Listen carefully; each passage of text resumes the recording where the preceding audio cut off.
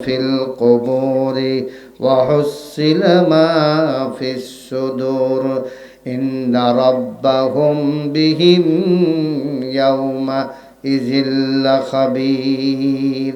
তোমরা কবর সম্পর্কে জানো, কবর কি জিনিস একটু একটু চিন্তা করে শোনেন।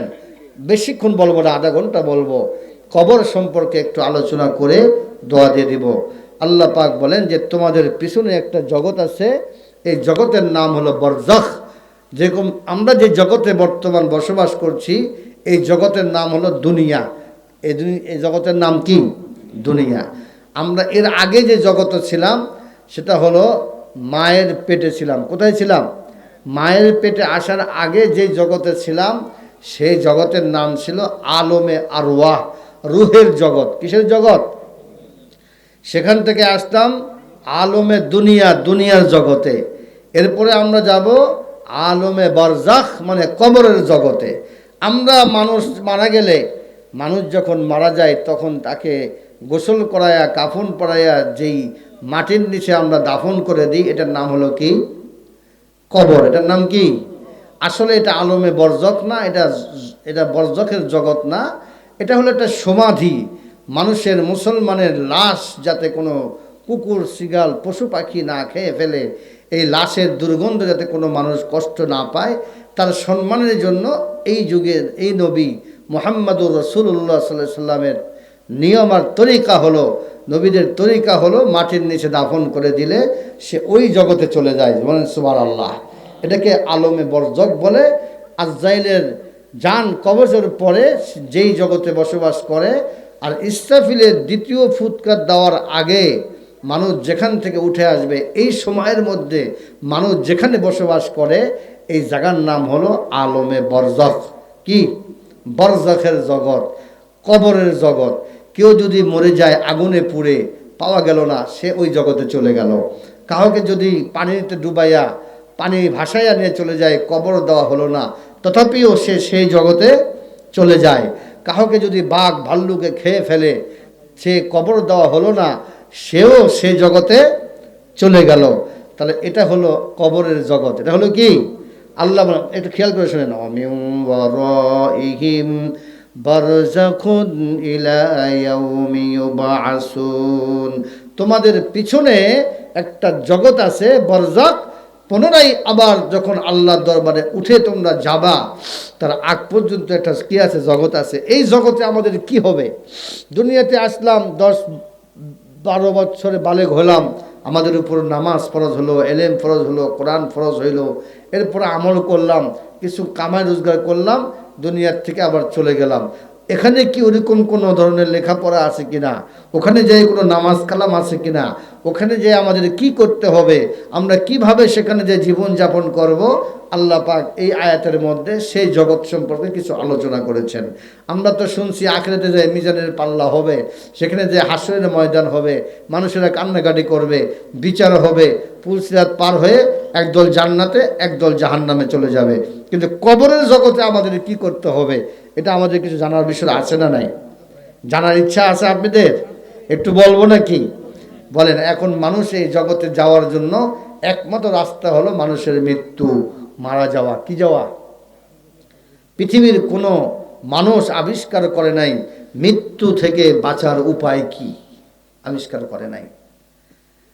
আমার দেশের রত্ন, আমাদের দেশের গৌরব, এই সার্বভৌমত্বকে রক্ষার জন্য ছোট্ট ছেলে, মাত্র 32 বছর বয়সের একজন ছেলে, তার নাম হলো শরীফ ওসমান হাদি। ছোট্ট ছেলে দেশেরকে বাঁচাবার চেতনা নিয়ে বুকে মানুষের ইজ্জত, সম্মান, ইনসাফ ধারণ করে নিয়ে যে প্রতিবাদ করেছিলেন, সে যখন মাথার মধ্যে গুলিবিদ্ধ হয়ে মারা গেল, পৃথিবীর কোনো ডাক্তার, কোনো মানুষ, কোনো দেশের নেতা কোনো ধরনের রাষ্ট্রীয়ভাবে চেষ্টা করে যখন তারা হলো না, সিঙ্গাপুরে চলে গেল, সেখানে যাইও তারা হলো না, তার মৃত্যু অবধারিত, যেহেতু পৃথিবীর কোনো ডাক্তার তার মৃত্যু থেকে রক্ষা করতে পারে নাই। কথা বলেন ঠিক না বেঠিক? আপনি আমি কি রক্ষা পাবো কখনো? মৃত্যু যখন আসবে সকলকে যাইতেই হবে। তবে আমরা এখান থেকে কবরের জগতের বিষয়টাকে কয়েক ভাগে ভাগ করে নিব। 1 নম্বর, 2 নম্বর, 3 নম্বর করে চলতে থাকবে। যে আমাদের কবরে যাওয়ার সঙ্গে সঙ্গে প্রশ্ন করবে, আর সঙ্গে সঙ্গে কি উত্তর দিতে পারবো? প্রশ্ন করবে আরবিতে, আমরা কি আরবিতে উত্তর দিতে পারবো কি না? এই সময় বিষয় নিয়ে কিছু আলোচনা করি। প্রথমে হলো আমরা যখন মারা যাব, মারা যাওয়ার সাথে সাথে আমাদের ভিতরের রূহটা বের হয়ে যায়। কি হয়ে যায়? রূহ যখন বের হয়, মুখ দিয়ে রূহ বের হয় না, কান দিয়ে রূহ বের হয় না, নাক দিয়ে রূহ বের হয় না। রূহটা বড় কষ্ট হয়ে বের হয়। কারণ আপনি গায়ের একটা পশম যখন টান দিবেন, ওখানে ব্যথা লাগে কি লাগে না? আপনার রূহ আছে দেখে ব্যথা লাগে। মাথার চুল টান দিবেন, সেখানে ব্যথা করে, আপনার রূহ আছে দেখে ব্যথা করে। আপনার পেটের মধ্যে ব্যথা হয়, রূহ আছে দেখে আপনি অনুভব করেন। আপনার শরীরের মধ্যে যে কোনো জায়গায় যখন কষ্ট লাগে, ভিতরে রূহ আছে দেখে, আত্মা আছে দেখে আপনার কষ্ট হয়। কথা বলে, এই রূহটা যখন বের হয়ে যাবে, প্রত্যেকটা পশমের গোড়া থেকে রূহ বের হবে, প্রত্যেকটা শরীরের অঙ্গ প্রত্যঙ্গ থেকে রূহটা বের হবে, প্রত্যেকটা জোড়ায় জোড়ায় থেকে আপনার রূহটা যখন একবারে বের হবে, আল্লাহর নবী বলেন, পৃথিবীর মধ্যে কোনো মানুষ যদি 100 বছর বসবাস করে, যদি সারা জীবন গুনাহ করে, সারা জীবন যদি অপরাধ করে, 1 সেকেন্ডের জন্য যদি আল্লাহর হুকুম পালন না করে, পৃথিবীর সর্বনিকৃষ্ট ব্যক্তি যদি পরিণত হয়ে যায়, আর তার রূহ বের করার সময় যে কষ্টটা হয়, আল্লাহর নবী বলেন ওই কষ্টটা তার জীবনের সমস্ত গুনাহের জন্য কাফফারা হয়ে যায়। এরপরেও কেবল তো মৃত্যু হইল, সে মনে করবে আমার সব গুনাহের শাস্তি দেওয়া হয়ে গেল। আসলে তার সব গুনাহের শাস্তি দেওয়া হয় নাই, কেবলমাত্র তার রূহটা বের করা হয়েছে। গুনাহের কি শাস্তি সেটা সামনের জগতে আস্তে আস্তে আসবে। তো মানুষ যখন মারা যায়, তখন সে নেককার হতে পারে, অথবা কি হতে পারে? বদকার হতে পারে। নেককার কারা, বদকার কারা? 5 ওয়াক্ত নামাজ যারা পড়ে তারা নেককার না বদকার? জোরে বলেন, জোরে বলেন। যারা 5 ওয়াক্ত নামাজ পড়ে নেককার না বদকার? যারা রমজানের রোজা রাখে নেককার না বদকার? যারা মুখকে হেফাজত করে, জবানকে হেফাজত করে, কারোর গীবত করে না, কাউকে গালি দেয় না, জবান দ্বারা কাউরে গাল মন্দ করে না, জবান দ্বারা কারো গীবত করে না, নেককার না বদকার? যে ব্যক্তির কলমের মাধ্যমে, পদপদবীর মাধ্যমে, শক্তির মাধ্যমে কারো সম্পদ লুণ্ঠন করে না, দুর্নীতি করে না, সে নেককার না বদকার? কথা বলেন, নেককার না বদকার? যে ব্যক্তি মানুষের সঙ্গে সদ্ব্যবহার করে, সে নেককার না বদকার? যে ব্যক্তি নামাজ পড়ে না, নেককার না বদকার? বদকার। যে ব্যক্তি সুদ খায়, ঘুষ খায়, মিথ্যা কথা বলে, দুর্নীতি করে, আল্লাহকে বাদ দিয়ে অন্যকে সিজদা করে, আল্লাহকে বাদ দিয়ে অন্যকে সম্মান বেশি করে, নবীজির সুন্নতকে বাদ দিয়ে, নবীজিকে মহামানব বাদ দিয়ে অন্য কাউকে মহামানব মানে, বলেন এই লোকটা নেককার না বদকার? আপনার রাত্রিবেলা উঠে ফজরের নামাজের সময় ঠান্ডা বেলায় ওযু করতে পারে না, ওযু করে মসজিদেও আসতে পারে না, লোকটা নেককার না বদকার? অথচ লিডার আসবে, নেতা আসবে, এই জন্য 2 দিন থেকে রাস্তার মধ্যে দাঁড়িয়ে দাঁড়িয়ে সারা রাত ঠান্ডার মধ্যে, সারাদিন রোদের মধ্যে ঠান্ডার মধ্যে কাটিয়ে দেয়, নামাজ দেয়, কালাম দেয়, নেককার না বদকার? এই যে সামনে আসতেছে 31st নাইট, এই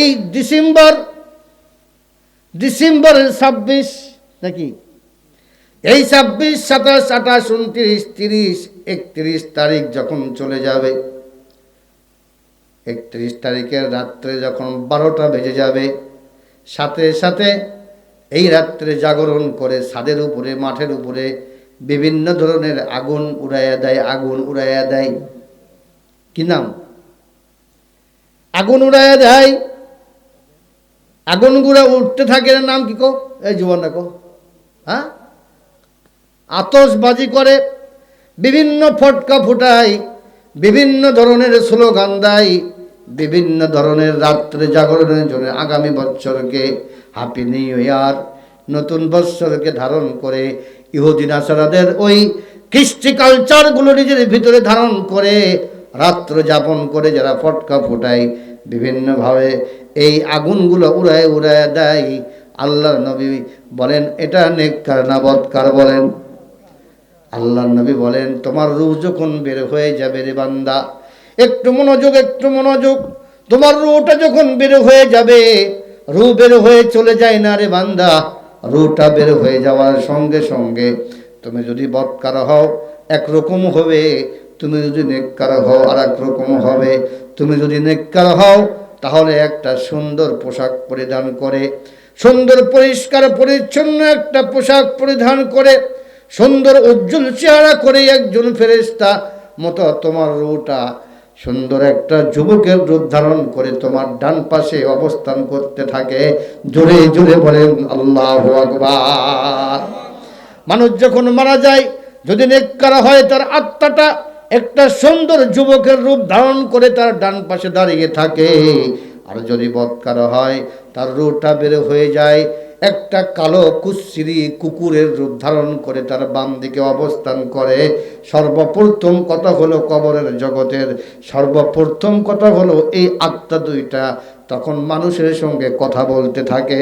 জোরে জোরে বলেন আল্লাহু আকবার। জব পায়া ইশারা उंगली का, जब पाया इशारा उंगली का, फलक पर चाँद दो टुकड़ा हुआ, फलक पर चाँद दो टुकड़ा हुआ, डूबा हुआ सूरज भी निकला, सुबहान अल्लाह सुबहान अल्लाह सुबहान अल्लाह सुबहान अल्लाह। তো মানুষের আত্মা যখন বের হয় আত্মা কথা বলে, কি বলে? যদি আত্মা যদি নেককার হয়, আত্মা ডান পাশে অবস্থান করে একজন নূরানী ফেরেশতা হয়ে দাঁড়িয়ে থাকে, সুবহানাল্লাহ বলে। আর ওই আত্মাটা ডাক দিয়ে বলে, আল্লাহর নবী বলেন ইজা উজিআতিল জানাজাতু ওয়া হামালাহার রিজালু আলা আনাকিহিম ইন কানাত সালিহাতান ফায়াকুলু কদ্দিমুনি কদ্দিমুনি ওয়া ইন কানাত গায়রা সালিহাতিন ফাকালাত ইয়া ওয়াইলাহা আইনা ইয়াযহাবু আইনা ইয়াযহাবু। আল্লাহর নবী বলেন যদি ওই রূহটা আত্মাটা যদি নেককার হয় তাহলে সে ডাক দিয়ে বলে, ও আমার ভাইরা রে, ও আমার মামারা রে, ও আমার আত্মীয় স্বজনরা রে, তোমরা কেঁদো না আমার জন্য, তোমরা কান্নাকাটি করো না। আমার মেয়েরা দূর দূরান্ত তোমাদেরকে বিবাহ দিয়েছি, বাবার লাশ দেখার সঙ্গে সঙ্গে লাশের উপরে হুমড়ি খেয়ে পড়ে যায়, রিক্সা থেকে পড়ে যায়, গাড়ি থেকে পড়ে যায়, বারবার বাবার সন্তান মেয়েরা বেহুশ হয়ে পড়ে যায়। আমার বাবা দুনিয়ার থেকে চলে গেল, বাবার কি কেন খাইতে চাইছিল, কি যেন দেখা করতে চাইছিল, দেখা করতে পারলাম না। আরে আমার বাবা চলে গেল, আমার বাবা বড় নামাজি ছিল, আমার বাবা বড় লোকজন মানুষ ছিল, আমার বাবা বড় সৎ লোক ছিল, আমার বাবার চেহারা দেখতে পারলাম না। মেয়েরা কান্দে কি কান্দে না? তার বিবি কান্দে, মেয়েরা কান্দে, এলাকার মানুষেরা কান্দে, ভাইরা কান্দে, বোনেরা কান্দে। আরে আমার ভাইজানরা চলে গিয়েছে রে, বড় ভালো মানুষ ছিল। তখন এই আত্মাটা ডাক দিয়ে বলে, হে দুনিয়ার মানুষ, লাশের ভাইরা, আমি তোমাদের ভাই, আমি তোমাদের বাবা, আমি তোমাদের সন্তান, তোমরা কেঁদো না। কারণ হলো আমি আমার নেককার 5 ওয়াক্ত নামাজের কারণে, ফজরের নামাজ আমি জামাতে পড়ার কারণে, রমজানের রোজা রাখার কারণে, আমি ঈদের নামাজ পড়ার কারণে 31 নাইট আমি পালন করি নাই ধিক্কার দিয়ে, এটাকে আমি ঘৃণা করার কারণে, সুবহানাল্লাহ বলে, আমি ওই ইহুদি নাসারার কৃষ্টি কালচারকে পরিত্যাগ করে এক আল্লাহর ইবাদত করার কারণে আমার মৃত্যুটা হয়েছে বড় ভালো মৃত্যু। আমার জন্য তোমরা কেঁদো না, তোমরা সবর করো, অচিরেই তোমাদের সাথে আমার দেখা হবে। কদ্দিমুনি, আমাকে দ্রুত তোমরা এখান থেকে নিয়ে কবরের দিকে নিয়ে যাও। কারণ তোমরা যেমন আমার জন্য কান্নাকাটি করতেছো, আর কবরের ফেরেশতারা আমাকে পাওয়ার জন্য খুশিতে আনন্দ হয়ে লাভ পাইতেছে। সুবহানাল্লাহ বলে। আরে মৌত কাসিন কুল্লু নাসিন শারিবু কবর বাইতিন কুল্লু নাসিন দাখিলো मौत को समझा है गाफिल इख्तिताम जिंदगी दर हकीकत ये सुबह दवा में जिंदगी जगह जी लगाने के दुनिया नहीं है इबरत की जा है तमाशा नहीं है जिंदगी मकसूद बहरे बंदगी बंदगी कुन बंदगी जिंदगी बेबंदगी शर्मिंदगी इचुनी बद जिंदगी बे मुर्दगी। अरे भाई তুমি জানো না আমাকে যেই জায়গায় নিয়ে যাওয়া হবে তোমরা তো আমাদেরকে শুধু একটা সাদা কাপড় পরে দিবে। আত্মা বলে, কে বলে বলেন? আত্মা ডাক দিয়ে বলে তোমরা তো আমাকে শুধু একটা বরফের পাতার পানি দিয়ে গোসল করাইয়া ওই দোকান থেকে 10-20 টাকার সুর মাতল লাগাইয়া আমাকে তুমি সর্বোচ্চ 1000 টাকার কাপড় দিয়ে পেছায়া তুমি পাঠাইয়া দিচ্ছ। আমি তো নেককার, তাড়াতাড়ি দাও, ওখানে আমার জন্য জান্নাতের সব কিছু অপেক্ষা করতেছে। তোমরা কেঁদো না, আগামী দিনেই তোমাদের সঙ্গে আবার দেখা হবে। কদ্দিমুনি।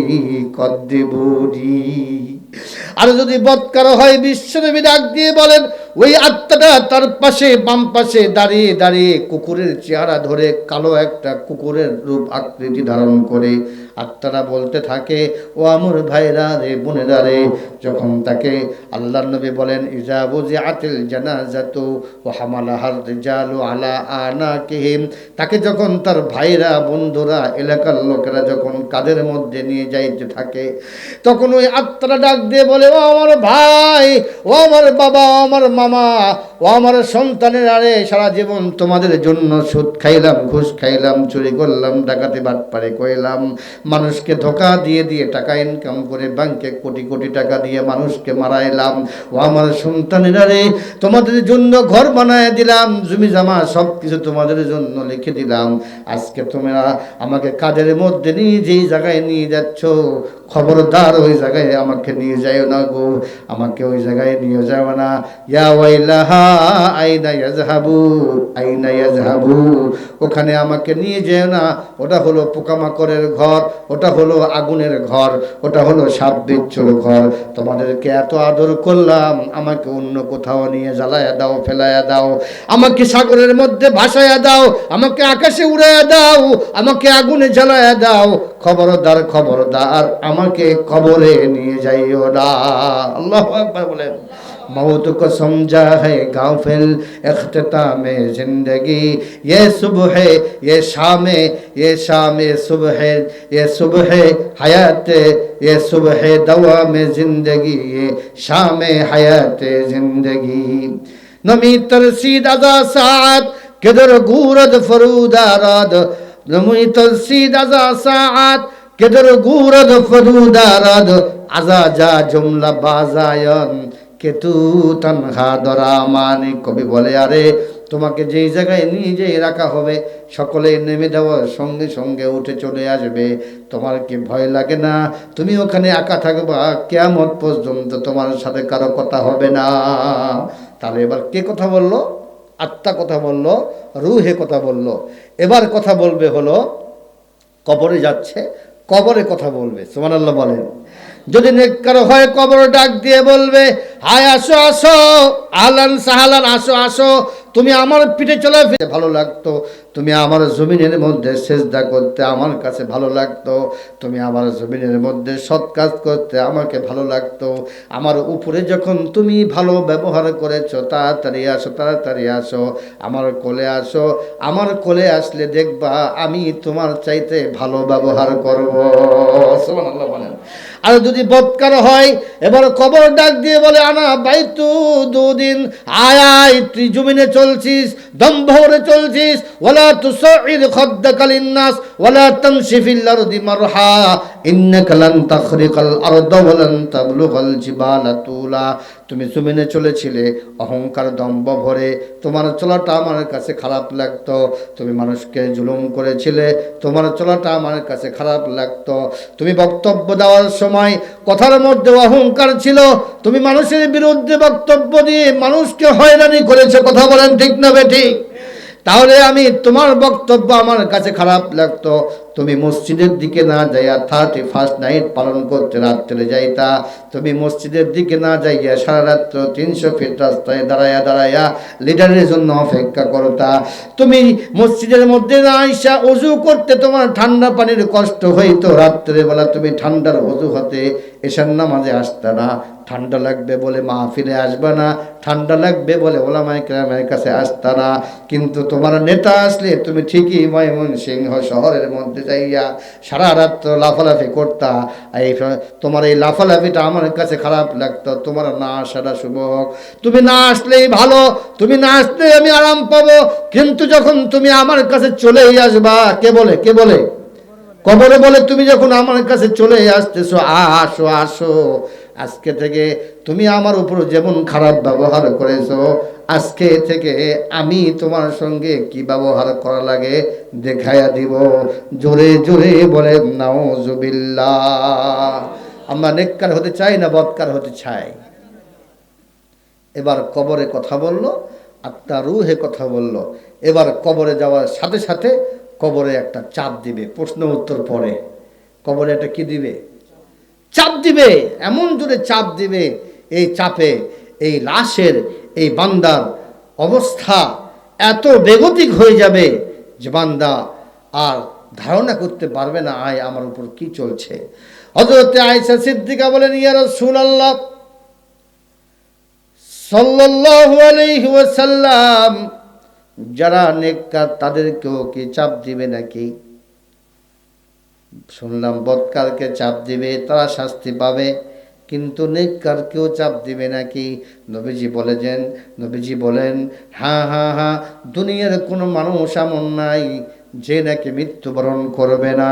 কুজা ফেরাউন, কুজা হামান, কুজা নমরুদ, দেশুদ হামান, কুজা ফেরাউন, কুজা নমরুদ, কুজা ফেরাউন, দেশুদ হামান, কুজা এ শান শওকত, কুজা তখতে সুলাইমানি। সুলাইমানের রাজত্ব চলেছে, সুলাইমানও কবরে গিয়েছে। ফেরাউনের রাজত্ব চলেছে, ফেরাউনও কবরে যাবে। আমি নবীও কবরে যাব, কবর আমার মতো নবীকেও চাপ দিবে, কাউকেও কবর চাপ দেওয়া ছাড়বে না। জোরে জোরে বলেন আল্লাহু আকবার। নবীজির একজন সাহাবী প্রশ্ন করলেন, ইয়া রাসূলুল্লাহ, আজকে যে কবরে আপনি দাফন করলেন, ও তো আপনার সাহাবী, আপনার সাহাবী হওয়ার পরেও কি আমাদেরকে কবরে চাপ দিবে নাকি?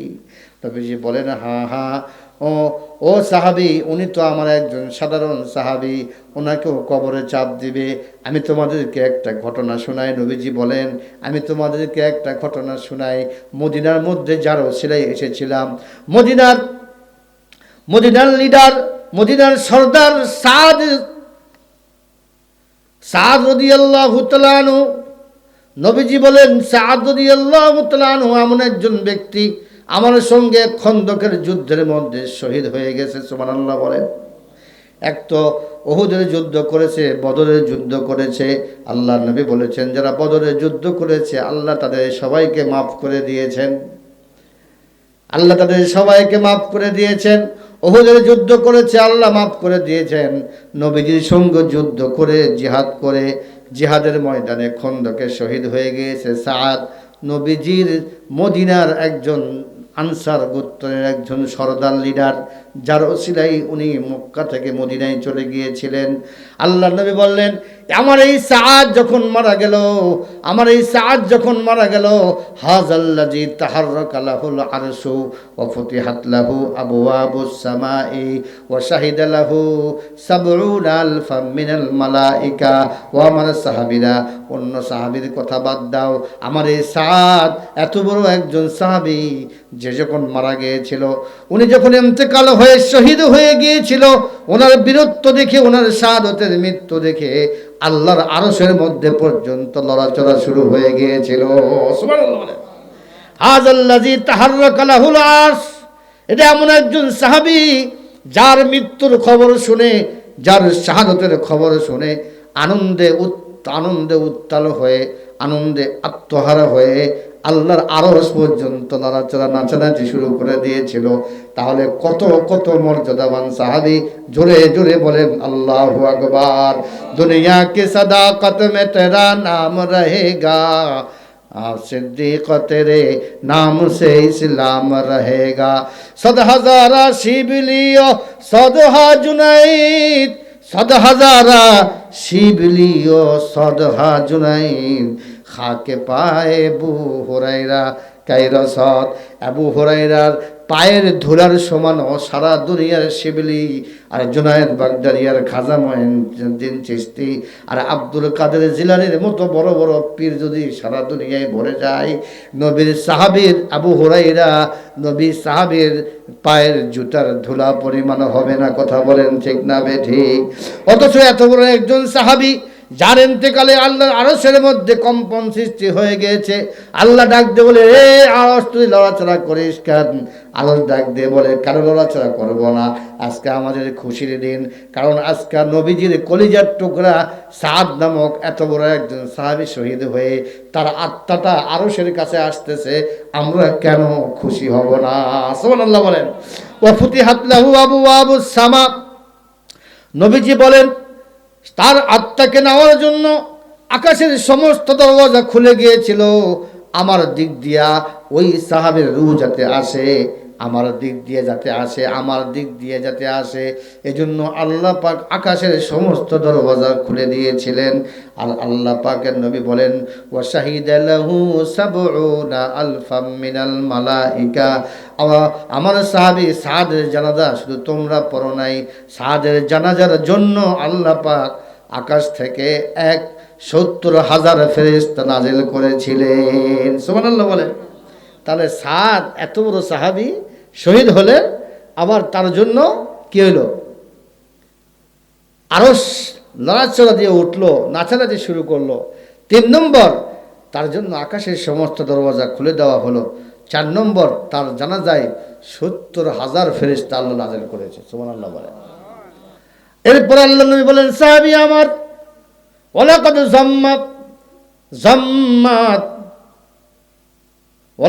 জাম্মাত সুম্মা ফুররিজা আনহু।